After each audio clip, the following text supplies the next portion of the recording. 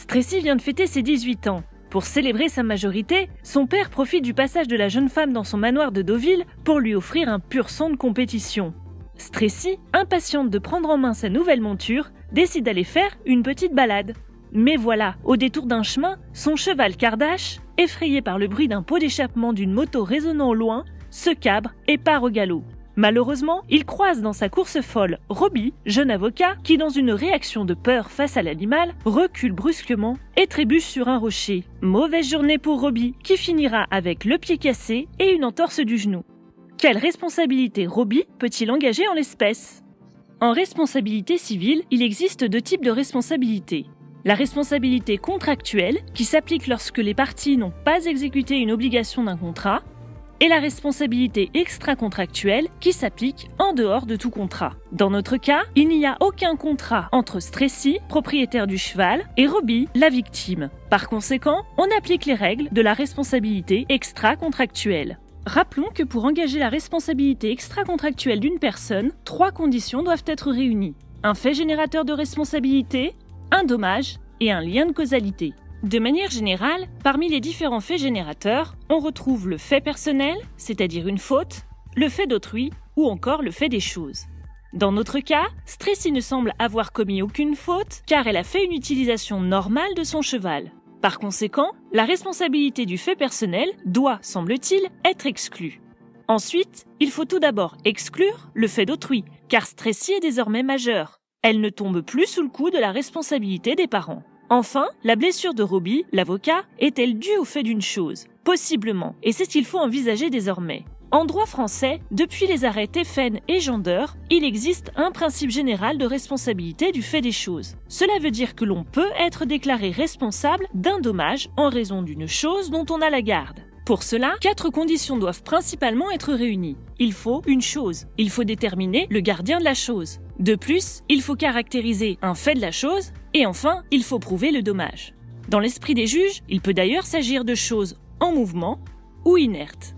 Il peut s'agir de choses dangereuses ou non. Cependant, certaines choses particulières sont exclues de ce régime général de responsabilité. C'est le cas par exemple des véhicules terrestres à moteur qui relèvent de la loi Badinter de 1985.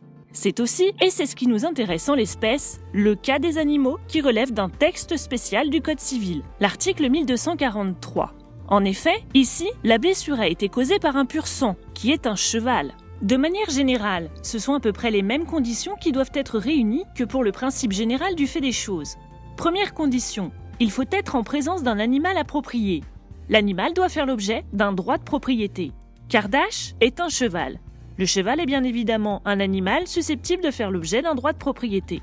Ensuite, deuxième condition, il faut déterminer qui est le gardien de l'animal. Le gardien est défini comme étant celui qui a le pouvoir de direction, d'usage et de contrôle sur l'animal. De plus, le propriétaire de l'animal est présumé être le gardien. En l'espèce, c'est Stressy qui a les pouvoirs de direction, d'usage et de contrôle sur l'animal, car c'est elle qui le montait au moment où le dommage a été causé. C'est également elle la propriétaire, car c'est son père qui lui a offert le cheval.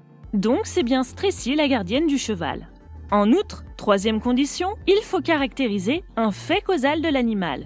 Il faut tout d'abord démontrer que l'animal est intervenu, de quelque manière que ce soit, dans la réalisation du dommage. En l'occurrence ici, en entendant le pot d'échappement, l'animal s'est emballé. Robbie a eu peur, a trébuché et s'est donc blessé.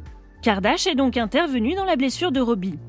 Ensuite, il faut prouver que l'animal est la cause du dommage. Comme en matière de responsabilité du fait des choses, lorsque l'animal est en mouvement et qu'il est entré en contact avec la victime, le rôle causal de l'animal est présumé. La victime n'a rien d'autre à démontrer.